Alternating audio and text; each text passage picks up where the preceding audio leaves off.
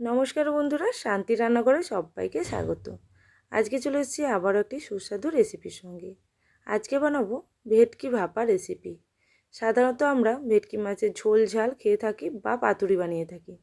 যদি আপনাদের কাছে পাতুরি বানানোর কোনো উপকরণ না থাকে, ভাপা বানানো এতটাই সহজ যে কেউ বানাতে পারবেন। যারা আগে কোনো দিন রান্নাবান্না করেননি তারাও বানিয়ে নিতে পারবেন।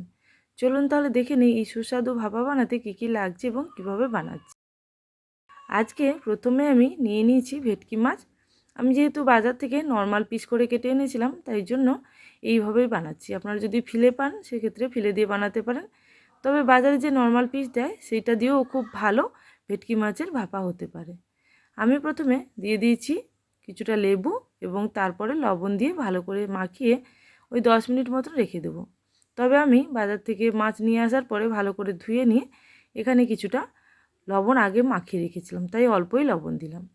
এরপর আমি একটি মশলা রেডি করে নেব। তার জন্য মশলাটাকে ভিজিয়ে রাখতে হবে। সর্ষে যেহেতু অনেক সময় বাটার সময় তেতো হয়ে যায়, তাই আমি সর্ষে এখানে ভিজিয়ে রাখবো সঙ্গে পোস্ত দিয়ে।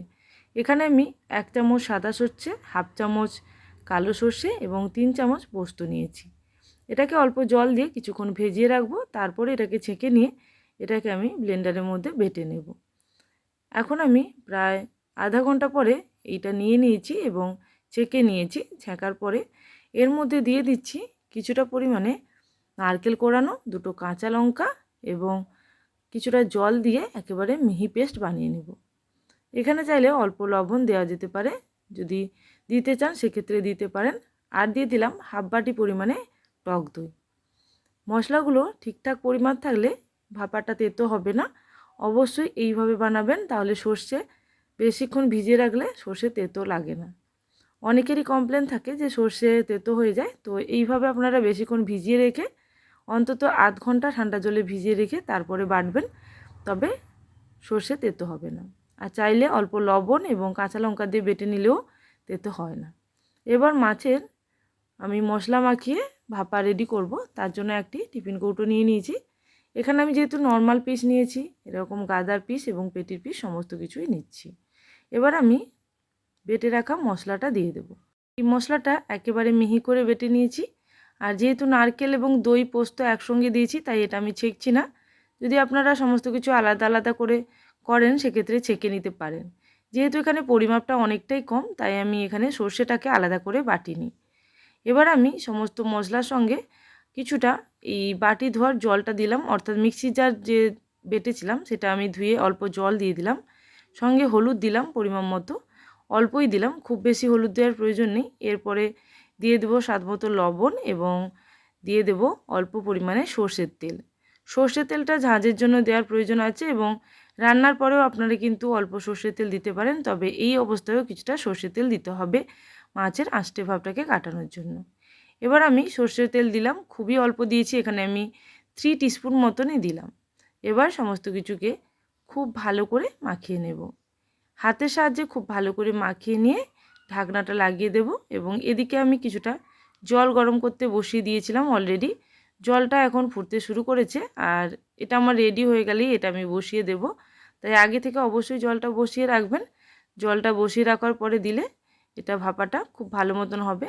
আমার এখানে প্রায় 30 মিনিট মতন টাইম লেগেছিল। আপনারা যদি মনে করেন যে আরও কিছুক্ষণ দেবেন সেক্ষেত্রেও দিতে পারেন, তবে 30 মিনিটের মধ্যে যেহেতু এই মাছগুলো নরম তো খুব তাড়াতাড়ি হয়ে যায়।